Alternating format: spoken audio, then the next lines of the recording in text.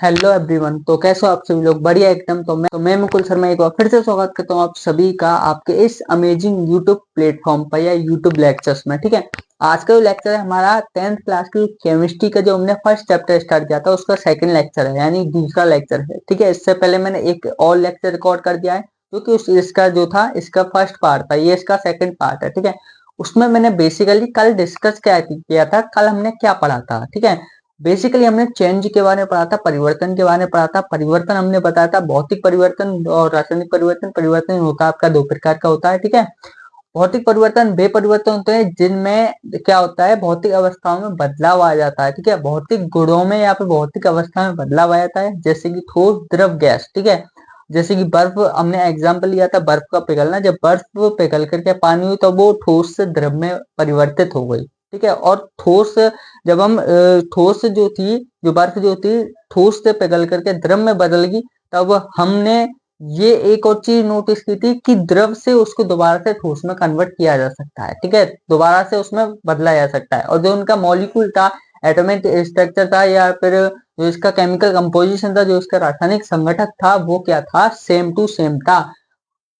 जब बर्फ था पानी, तब भी उसका जो फॉर्मूला था रासायनिक संगठक था वो क्या था, केमिकल कंपोजिशन था वो क्या था, H2O। लेकिन जब द्रव में कन्वर्ट हुआ तब भी क्या था, H2O। ठीक है, ये हो गए आपके भौतिक परिवर्तन। अब हम रासायनिक परिवर्तन के बारे में डिस्कशन किया था। रासायनिक परिवर्तन क्या होता है, बे भौतिक या फिर बे गुणों। ठीक है, रासायनिक गुण में क्या होता है कि ऐसे रासायनिक गुण जिसके आंतरिक गुणों में बदलाव आया था। ठीक है, बे परिवर्तन जिसके आंतरिक गुणों में बदलाव आया था वो कहलाता है आपका रासायनिक परिवर्तन। आंतरिक गुणों में वो बदलाव आने का मतलब है कि जो उसके अंदर की जो संरचना है ना उसमें बदलाव आ जाना। ठीक है, जैसे कि हमने एग्जाम्पल लिया था कागज का जलना। ठीक है, कागज किससे मिल करके बना होता है, कार्बन से मिल करके बना होता है। जब हम उसको जलाएंगे तो किसकी उपस्थिति में जलेगा, ऑब्वियसली बात है ऑक्सीजन की उपस्थिति में जलेगा। ऑक्सीजन की उपस्थिति में क्यों जलेगा, क्यों जलेगा?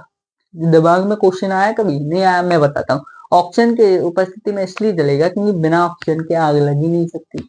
ठीक है, वो आग अलग होती है जो लोग एक दूसरे के लगाते हैं। ठीक है, वो बिना ऑक्सीजन के भी लग सकते हैं। लेकिन ये जो आग होती है, रियल आग जो होती है, रियल जो फायर होता है, आग होती है, वो क्या होती है, बिना ऑक्सीजन के नहीं चल सकती। ठीक है, इसलिए हमें ऑक्सीजन की जरूरत पड़ती है। तो कार्बन ने ऑक्सीजन के साथ अभिक्रिया करके कार्बन डाइऑक्साइड गैस का क्या कर दिया, निर्माण कर दिया। वो हो गया आपका रासायनिक परिवर्तन। ठीक है, ये सब हमने देखा था। अब हम कुछ एग्जाम्पल देखेंगे। आपको ये बताना है कि वो रासायनिक परिवर्तन है या भौतिक परिवर्तन है। ठीक है, अब हम उन एग्जाम्पल की तरफ चलते हैं। उन एग्जाम्पल को पहले नोट करते हैं, फिर उसके बारे में डिस्कशन करेंगे। ठीक है, सबसे पहले हम फर्स्ट एग्जांपल लेते हैं, दूध से दही का जमना। ठीक है, आपको ये बताना है कि ये भौतिक परिवर्तन है या रासायनिक परिवर्तन है। ठीक है, आप कमेंट में बता सकते हो कि ये भौतिक परिवर्तन है, रासायनिक परिवर्तन है। ठीक है, अब मैं इसका आंसर बताता हूँ। ऑब्वियसली बात है ये रासायनिक परिवर्तन है, केमिकल चेंज है। कैसे है? ठीक है, अब आप ये सोचोगे भैया आपने कैसे पता किया कि ये रासायनिक परिवर्तन है, हमको तो नहीं पता। तो बबुआ पहला लेक्चर देखना चाहिए था। बिना पहले लेक्चर को देखे इस क्लास में आ गए तो कहाँ से समझ में आएगा? पहले लेक्चर देखो, जब आके समझ में आएगा। फिर भी नहीं आता तो मैं हूँ, मुकुल भैया है। ठीक है, मुकुल भैया है। दूध से दही का बनना, ये इसका केमिकल चेंज है, रासायनिक परिवर्तन है। भौतिक परिवर्तन क्यों नहीं है? भौतिक परिवर्तन मैंने क्या बताया था, उसके भौतिक गुणों में बदलाव आया था, लेकिन उसके रासायनिक केमिकल कंपोजिशन, रासायनिक सूत्र में कोई बदलाव नहीं आता। रासायनिक गुणों में बदलाव नहीं आ सकता। इसके तो रासायनिक गुणों में बदलाव आ गया। और वहां पर क्या था, वो क्या था, वहां पर वो उत्क्रमणीय था। उत्क्रमणीय का मतलब जो जैसा था पहले वैसे ही बन जाए, यानी कि जो बर्फ पिघल करके द्रव या पानी बन रही थी वो दोबारा से बर्फ भी बन रही थी। यहाँ पर दूध से दही बन गया, लेकिन दही से दूध बना सकते हो? बना सकते हो कब बुआ? नहीं बना सकते हो। क्यों नहीं बना सको? क्योंकि इसने अलग ही पदार्थ का निर्माण कर दिया। इसलिए जिनमें अलग पदार्थ का निर्माण हो जाता है वो कहलाता है आपका रासायनिक परिवर्तन। रासायनिक परिवर्तन।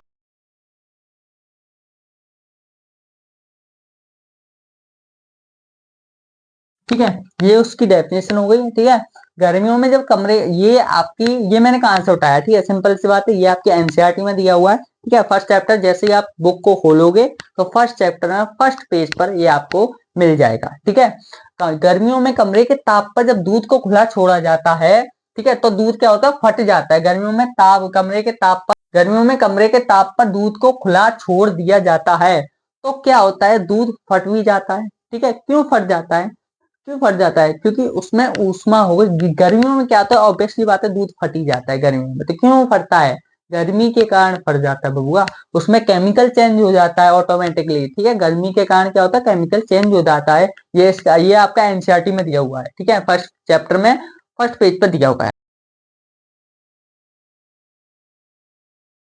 देखो, जो इसका सेकंड पॉइंट है वो क्या दे रखा है, लोहा, तवा, कील, तसला आदि को वायुमंडल में खुला छोड़ दिया जाता है। ठीक है, जैसे कि सबसे पहले पॉइंट की हम बात करें तो गर्मियों में कमरे के ताप पर दूध को खुला छोड़ दिया है, तो इसमें ये पूछा है क्या होगा इसमें। ठीक है, ऑब्वियसली बात है, दूध फट जाएगा। नहीं तो एग्जाम्पल ट्राई कर लीजिएगा, अभी तो सर्दियां पड़ रही हैं, दिसंबर का महीना चल रहा है, जब गर्मी आए तब आप ट्राई कर सकते हो। या फिर आपने कभी कभार अपने घर में से किसी के मुंह से सुना होगा कि गर्मियों में क्या होता है, दूध फट जाता है। ठीक है, दूध फट भी गया होगा आपके घर में से। ठीक है, तो यहाँ पर क्या होता है, यहाँ पर होगा दूध फट गया। ठीक है, यहाँ पर क्या होगा, दूध फट जाएगा। और यहाँ पर क्या होगा, देखो, लोहा, तवा, कील, तसला। तवा, कील, तसला भी लोहे के बने होते हैं, या तो लोहा कह लो या इन्हें तवा, कील, तसला कह लो। ठीक है, आदि को वायुमंडल में खुला छोड़ दिया जाता है। जैसे कि आप अपने घर पर देखोगे, यदि ये लोहे की कोई चीज पड़ी होगी बाहर, ठीक है, वायुमंडल में खुला छोड़ दिया या फिर बाहर रख दिया आपने, ठीक है, बाहर पड़ी रह गई वो, ठीक है, तो उसमें क्या होगा, कुछ समय पश्चात आप देखोगे, एक हफ्ते बाद या 1.5 हफ्ते बाद आप देख लोगे, उसमें क्या जंग लगना स्टार्ट हो जाएगी। ठीक है, जंग लगना, रस्टिंग क्या हो जाएगी, स्टार्ट हो जाएगी। जंग लगना क्या हो जाएगी, स्टार्ट हो जाएगी। ठीक है, तो इनमें लोहे, तवे, कील, तसले को आदि को वायुमंडल में खुला छोड़ने में पर क्या होगा, यहाँ पे ये पूछा गया, तो यहाँ पर क्या होगा, जंग लग जाएगी इसमें। ठीक है, जंग लग जाएगी।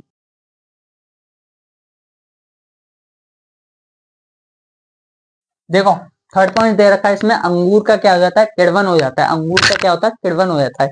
तो किण्वन की प्रक्रिया में क्या होता है, ऑब्वियसली बात है, सिंपल सी बात है, किण्वन की प्रक्रिया में क्या होता है कि जो ग्लूकोज होता है आपका, वो किस में कन्वर्ट होता है, वो आपका एल्कोहल में परिवर्तित हो जाता है, एल्कोहल में कन्वर्ट हो जाता है। अर्थात जो नशे की चीज ना वो बनती है, जैसे कि मदिरा हो गई, जैसे कि दारू हो जाती है, ठीक है, बियर हो गई, ये चीज बनती है। ठीक है, अंगूर का किण्वन होना मतलब, अंगूर जो होते हैं ना, वो खराब अंगूर जो होते हैं, आपने देखो कई बार पाँव से कुचले ले जाते हैं। कई बड़े बड़े देशों में, विदेशों में देखा होगा आपने, अंगूर जो होते हैं ना, पाँव से खूंदे जाते हैं, पाँव से क्या है, कुचले जाते हैं। तो वो क्यों कुचले जाते हैं, क्योंकि उसका किण्वन किया जाता है। ठीक है, उसको, जो आपके जो अंगूर है ना, सड़े गले अंगूर जैसे भी है, उनसे क्या बनाई जाती है, दारू बनाई जाती है, मदिरा बनाई जाती है। तो इसमें क्या होगा, इसमें अंगूर का किण्वन हो जाता है। किण्वन की प्रक्रिया में क्या होता है, ऑब्वियसली बात है, एल्कोहल जो होता है, जो ग्लूकोज होता है आपका, जो इसमें भोज्य पदार्थ होता है, उसका क्या बन जाता है, एल्कोहल में कन्वर्ट हो जाता है, दारू बन जाती है। ठीक है, अब हम इसको यहाँ पर लिखते हैं।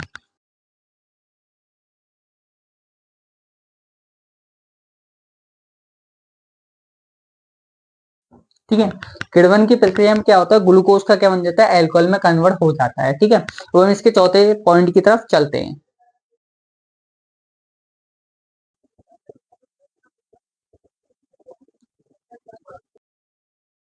ठीक है, अब हमने यहाँ पर जो है कुछ पॉइंट नोट किए हैं, कुछ पॉइंट लिखे हैं। ठीक है, जैसे कि भोजन को पकाया जाता है। ठीक है, हम अब हम ये सब की यदि हम बात करें तो इन सबको देख करके, जैसे कि हमने यहाँ पर चौथा पॉइंट लिखा, भोजन को पकाया जाता है। पांचवा पॉइंट लिखा, हमारे शरीर को भोजन, हमारा शरीर जो होता है वो भोजन को पचा लेता है।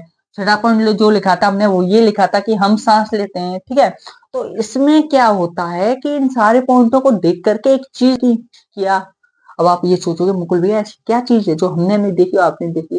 भाई यार, इसमें एक चीज देखी होगी आपने, ये सब जो हैं सारे के सारे रासायनिक परिवर्तन के क्या है, एग्जाम्पल है, रासायनिक परिवर्तन का उदाहरण है। जैसे कि दूध का दही में बनना रासायनिक परिवर्तन है।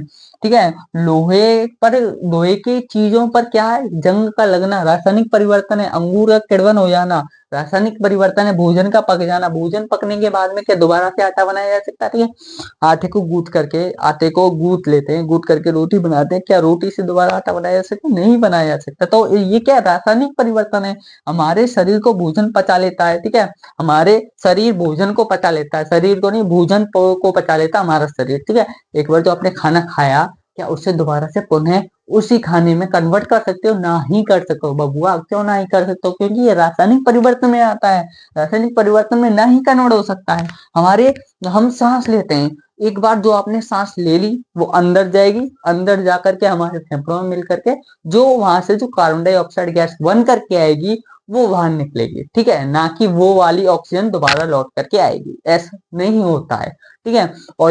और रही बात हमारे फेफड़ों के प्रोसेस की कि हम सांस लेकर के कार्बन डाइऑक्साइड क्यों बनती है, तो उसको हम जैव प्रक्रम चैप्टर में पढ़ेंगे, ठीक है। अभी नहीं पढ़ेंगे। अभी के लिए मैंने आपको बताया था 9th क्लास के 2 लेक्चर देखने को, उसमें मैंने बताया कि जब कोई चीज तुम्हें नहीं आती हो या फिर आगे पढ़नी हो और तुमसे कोई अभी से पूछ ले, तो तुम एक ही सवाल के जवाब देना, ये क्या चीज है? ये भैया कद्दू है, ठीक है। जैसे कि मैंने अभी रासायनिक अभिक्रिया पढ़ाया नहीं है, ठीक है। रासायनिक अभिक्रिया क्या होती है मैंने अभी ये तो पढ़ाया नहीं है। विस्थापन अभिक्रिया क्या होती है इसके बारे में डिस्कशन नहीं किया। तो ये जो चीज है ना, आप सभी के लिए एकदम एक शब्द में उत्तर दे सकते हो, ये सब जो है कद्दू है। क्या है? कद्दू। जो चीज नहीं आती उसको कह सकते हो कद्दू है, ठीक है।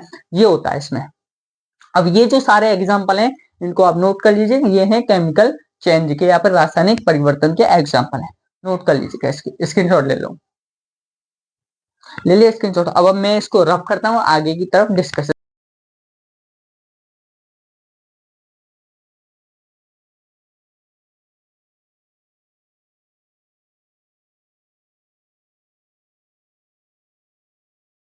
ठीक है। अब मैंने यहाँ पर क्या है कुछ क्वेश्चन नोट किए हैं, कुछ क्वेश्चन लिखे हैं, ठीक है। अब आपको ये बताना क्या है क्वेश्चन में आंसर, राइट आंसर कौन सा है और रॉन्ग आंसर कौन सा है। देखिए क्वेश्चन नंबर 1 कह रहा है आपका निम्न में से कौन सा भौतिक परिवर्तन नहीं है, ठीक है। भौतिक परिवर्तन बेसिकली बात है, मैंने ये बताया था कि जिनकी भौतिक गुणों में बदलाव आया था, रासायनिक गुणों में बदलाव नहीं आता, वो होते हैं आपके भौतिक परिवर्तन। जो अपने पुनः अपनी स्थिति में वापस आ सकते हैं वो होता है आपका भौतिक परिवर्तन। अब इसमें देखते हैं उबलते पानी से जलवाष्प बनना। उबलते पानी का मतलब जानते हो? पहले जो बर्फ थी वो जल में कन्वर्ट हुई, जो जल था वो उसको हमने ऊष्मा दी, हीट दी। हीट देने के बाद में जब उसमें से जो भाप निकलने लगी, जब वो उबलने लगा, भाप निकलने लगी, तो जल वाष्प बन रहा है, ठीक है। अगर हमने उस वाष्प को अगर हमने उस उबलते हुए पानी के ऊपर एक थारी रख दी, एक प्लेट रख दी, प्लेट रखने के बाद में उस पे जो ऊष्मा जाएगी वो क्या होगी, उस पे जाके एकत्रित हो जाएगी और ठंडी होने के बाद में दोबारा से पानी बन सकती है और दोबारा से हम बर्फ बना सकते हैं। तो ये क्या हुआ? ये तो हो गया आपका भौतिक परिवर्तन। इसमें पूछा भौतिक परिवर्तन नहीं है, इसमें वो चीज छाननी है हमें जो भौतिक परिवर्तन में नहीं है। ये हो गया आपका भौतिक परिवर्तन। बर्फ का पिघलकर जल बनना, बर्फ पिघल करके जल बन जाती है, जल से दोबारा बर्फ बनाया जा सकता है, तो ये भी आपका भौतिक परिवर्तन है। तीसरा एलपीजी का दहन। क्या एलपीजी से दोबारा से हमें एलपीजी को जलाने के बाद में क्या दोबारा से एलपीजी गैस बनाई जा सकती है? नहीं बनाई जा सकती बबुआ, ठीक है। क्यों नहीं बनाई जा सकती? क्योंकि एक बार जो चीज जल गई तो उसे दोबारा से वापस लाया जा सकता है? नहीं लाया जाता, वो रासायनिक परिवर्तन में आता है। और ये भौतिक परिवर्तन, इसमें भौतिक परिवर्तन नहीं है, यानी कि रासायनिक परिवर्तन पूछ रहा है, तो इसमें रासायनिक परिवर्तन कौन सा है? ये वाला है। चौथे पॉइंट को भी देख लेते हैं, नमक का पानी में घुलना। नमक को पानी में घुलने के बाद में अब आप ये सोचोगे भैया एक बात बताइए, नमक को पानी में घोल दिया, आप दोबारा से नमक कैसे प्राप्त करेंगे? बबुआ उस पानी को उबाल भी तो सकता है तू, ठीक है।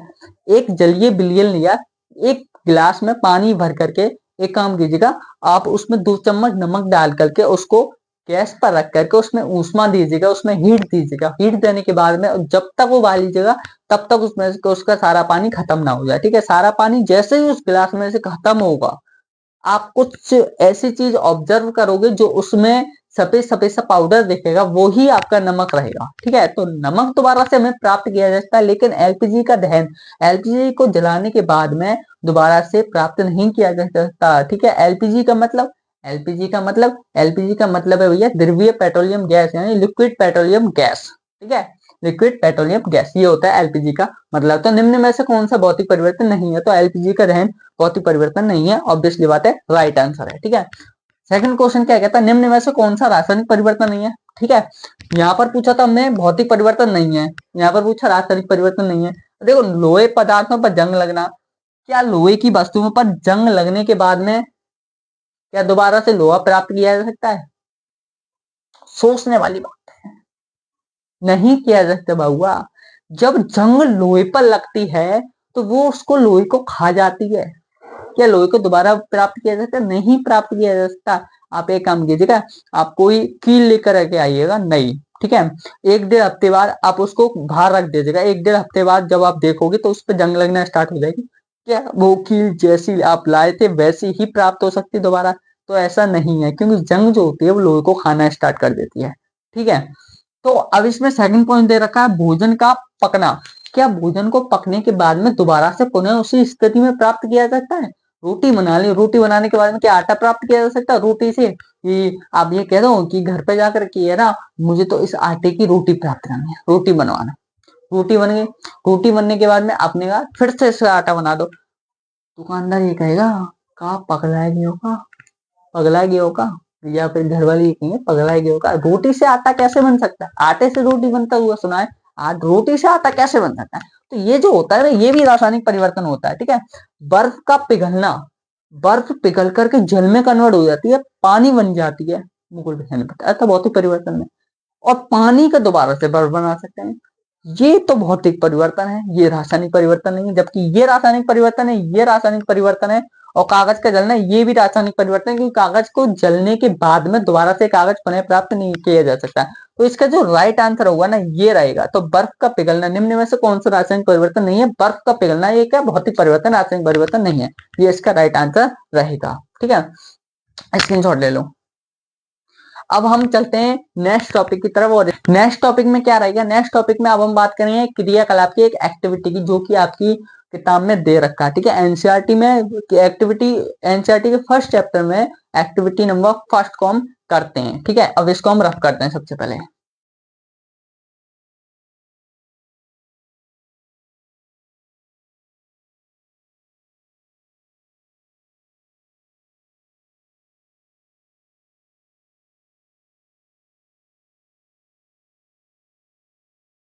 अब हमें क्या दिया गया? क्रियाकलाप 1 या फिर एक्टिविटी फर्स्ट। ठीक है। इसमें दिया गया हमें लगभग 2 सेंटीमीटर के मैग्नीशियम, लगभग 2 सेंटीमीटर के लंबे मैग्नीशियम के तार को रगड़कर रेगमाल से साफ कीजिए और फिर इसे चिमटे से पकड़िए, और चिमटे से पकड़ कर फिर इसे चलाना है भाई साहब। ठीक है। बबुआ क्वेश्चन कहाँ दे रखा है या फिर क्रियाकलाप में कहाँ दे रखा है? क्रियाकलाप में यूं दे रखा है कि हमें एक मैग्नीशियम का तार लेना है 2 सेंटीमीटर लंबा। मुकुल भैया ने 2 सेंटीमीटर लंबा मैग्नीशियम का तार ले लिया। अब उसे रेगमाल से रगड़ करके साफ करना है। अब कुछ लोगों के दिमाग में क्वेश्चन आ रहा होगा, इसको रगड़ने की क्या जरूरत है, रेगमाल से साफ करने की क्या जरूरत है? बिना रेगमाल से साफ किए भी तो जलाया जा सकता है, जलाया जा सकता है। मान लीजिए आपकी जो इक्वेशन है ये है, मैग्नीशियम का तार लिया हमने, ठीक है, और ये जलेगा वायुमंडल में उपस्थित ऑक्सीजन की अभिक्रिया करके। ठीक है।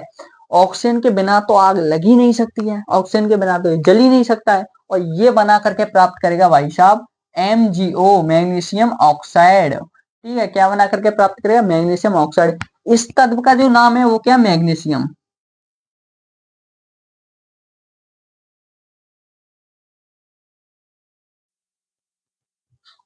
ठीक है। इस तत्व का नाम है मैग्नीशियम, इस तत्व का नाम है ऑक्सीजन, और ये बना करके प्राप्त कर रहे हैं मैग्नीशियम ऑक्साइड। अर्थात इसका मतलब क्या है कि जब मैग्नीशियम के रिबन को, मैग्नीशियम के तार को और वायुमंडल में उपस्थित ऑक्सीजन से अभिक्रिया करवाकर जलाया जाता है तो मैग्नीशियम ऑक्साइड का निर्माण कर देता है। इसका मतलब ये है। ठीक है। अब मैग्नीशियम जो है वो क्या है? वो है अत्यधिक क्रियाशील धातु। क्रियाशील का मतलब भैया, क्रियाशील का मतलब यू है बबुआ कि वो हर किसी के साथ रिएक्शन करने के लिए लायक है। ठीक है। हर किसी के साथ कर सकता है, हर किसी के साथ एक्टिविटी कर सकता है, क्रिया कर सकता है। ठीक है। तो ये जो है ये है अत्यधिक क्रियाशील तत्व। क्या है ये? अत्यधिक क्रियाशील तत्व, जो कि कैसे कलर का होता है? ये होता है चमकदार श्वेत कलर का। ठीक है। चमकदार श्वेत कलर का होता है, या फिर ये होता है चांदी केसरी कलर का। ठीक है। चांदी केसरी कलर का। ठीक है। चांदी के समान श्वेत रंग का होता है ये मैग्नीशियम जो होता है। ठीक है। अब इसको हम साफ क्यों करते हैं? आपके दिमाग में क्वेश्चन आएगा, ये तो तुमने अभिक्रिया लिखा दी मुकुल भैया, यार ये तो आपने अभिक्रिया लिखा दी, हमें ये डाउट तो क्लियर हुआ ही नहीं कि इसको साफ क्यों करते हैं। आपने तो वो चीज बता दी कि ऑक्सीजन की उपस्थिति में इसको जला करके मैग्नीशियम ऑक्साइड प्राप्त हो जाता है, और इसका जो कलर होता है वो चांदी किस रंग का होता है या फिर श्वेत होता है। ठीक है। आपने ये चीज बता दी, लेकिन ये अभी तक नहीं बताया आपने कि इसको हमें रेगमाल से साफ क्यों करना चाहिए। ठीक है। तो उसके लिए बबुआ मैं आपको बताऊंगा कि इसको इसलिए साफ करना चाहिए क्योंकि वायुमंडल में उपस्थित ऑक्सीजन के साथ अभिक्रिया करके, जैसे कि आप उस कील को लेकर आए, ठीक है, लोहे की कील लेकर आए, नई नई लोहे की कील ला करके आपने रख दी, वो खुले में रख दी, ठीक है। खुले में रखने के बाद में आपने 1-1.5 हफ्ते बाद देखा तो उस पर जंग लगना स्टार्ट हो गई। क्या हो गई? जंग लगना स्टार्ट हो गई। उसी तरह मैग्नीशियम का तार होता है। मैग्नीशियम का तार जो होता है उस पर क्या होता है, ऑक्साइड की परत, धातु ऑक्साइड की परत लगना या फिर स्टार्ट हो जाती है, ठीक है। धातु ऑक्साइड की परत चिपकना स्टार्ट हो जाती है। इसलिए हमें मैग्नीशियम के तार को सबसे पहले क्या करिए, रेगमाल से साफ किया जाता है। साफ क्यों किया जाता है? ताकि उसकी धातु की जो परत है ना, वो आसानी से हट जाए और जलने जलने में आसानी से सहायक रहे। अगर धातु की परत समेत जलाओगे तो जलना नामुमकिन है और कभी कभार तो जलती ही नहीं है, ठीक है। तभी रेगमाल से साफ किया जाता है ताकि धातु की परत जो होती है वो हट जाती है। जैसे ही धातु की परत हटी मैग्नीशियम के तार पर से, वैसे ही मैग्नीशियम के तार जल जाएगा और ऑक्सीजन की उपस्थिति में ऐसे क्रिया करके नहीं मैग्नीशियम ऑक्साइड प्राप्त करेगा, जो कि सफेद पाउडर का सा होता है, श्वेत कलर का पाउडर होता है, सफेद रंग का पाउडर होता है, ठीक है। अब हम इस बात को लिखते हैं।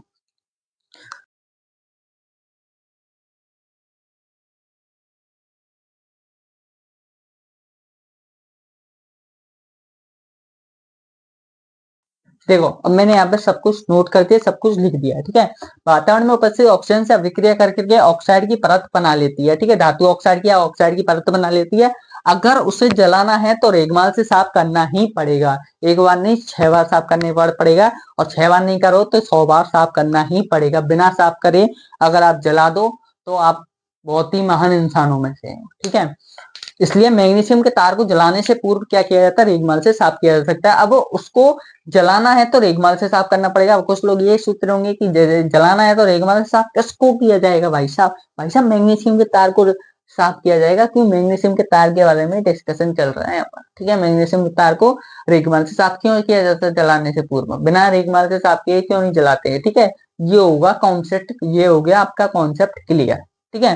अब हम एक क्वेश्चन की तरफ चलते हैं, तब तक आप इसका स्क्रीनशॉट ले लीजिए। एक क्वेश्चन के बारे में डिस्कशन करेंगे, इससे जो रिलेटेड है, इससे रिलेटेड एक क्वेश्चन के बारे में डिस्कशन करते हैं हम, और इसको रख कर ये हमने क्वेश्चन को नोट करके 2 क्वेश्चन दिए गए आपके। पहला क्वेश्चन ये दिया गया है, दूसरा क्वेश्चन ये दिया गया है, ठीक है। पहला क्वेश्चन क्या कहता है कि यदि मैग्नीशियम के रिबन को वायुमंडल में दहन किया जाए तो चमकदार श्वेत लौ उत्पन्न होती है, ठीक है। जब मैग्नीशियम के तार को हम जलाते हैं तो एक अलग ही तरीके से लौ उत्पन्न होती है, जो होती है सफेद सफेद होती है, श्वेतदार, ठीक है।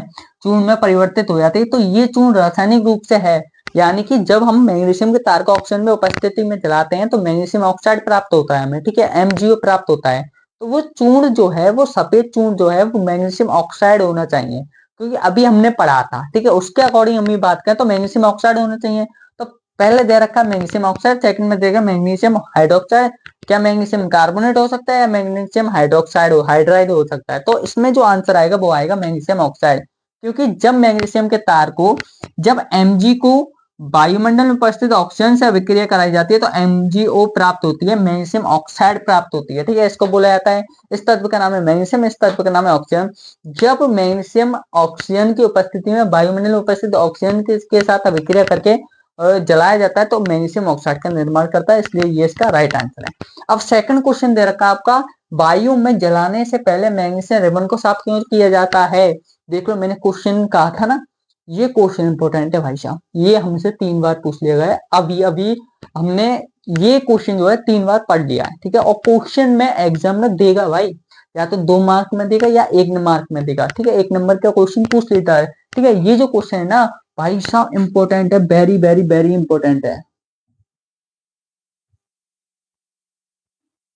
वेरी वेरी वेरी इंपॉर्टेंट है कि एग्जाम ना या तो ऑब्जेक्टिव में पूछेगा, और ये भी इंपॉर्टेंट है, इसको भी पूछ सकता है एग्जाम में, ठीक है। क्योंकि इसमें बायो मैग्नीशियम से रिलेटेड एक क्वेश्चन जरूर आएगा इस चैप्टर से, ठीक है। या फिर इस लेक्चर में आपका 1 या 2 नंबर कंप्लीट हो जाएगा, इस चैप्टर में आपका 1 या 2 नंबर क्या हो जाएगा, क्लियर हो जाएगा, ठीक है। वायुमंडल में उपस्थित वायुमंडल में जलने से पहले मैग्नीशियम रिबन को साफ क्यों किया जाता है? बबुआ बताओ, कमेंट में बताओ। अभी अभी जस्ट बताया था मैंने, अभी अभी जस्ट बताया था। चलिए अब हम इसका आंसर लिखते। तो बबुआ एग्जाम में यदि ये क्वेश्चन आ जाए, एग्जाम में इस प्रकार से यदि आपसे क्वेश्चन पूछ ले कि वायुमंडल में जलने से पहले वायु में जलने से पहले मैग्नीशियम के रिबन को साफ क्यों किया जाता है? ठीक है, तो इसका आंसर लिखना है कि मैग्नीशियम जो होता है अत्यधिक क्रियाशील तत्व होता है। ठीक है, अत्यधिक क्रियाशील तत्व होने की वजह से वो वायुमंडल में उपस्थित ऑक्सीजन से अभिक्रिया करके वो जो तत्व होता है ना मैग्नीशियम का, वो अपने ऊपर धातु ऑक्साइड की या फिर ऑक्साइड की क्या जमा लेता है, परत जमा लेता है। ठीक है, परत जमा लेता है। तो उस परत को हटाने के लिए हमें रेगमाल का इस्तेमाल करते हैं, रेगमाल से उसको घिसते हैं। ठीक है, रेगमाल से साफ करने के बाद में वो हो जाता है अच्छी ही क्रियाशील तत्व हो जाता है, मतलब अच्छी तरीके से जलने के लिए अच्छी तरीके से जलने के लायक हो जाता है। ठीक है, और वायुमंडल में उपस्थित ऑक्सीजन से अभिक्रिया करके नहीं आसानी से जल भी जाता है।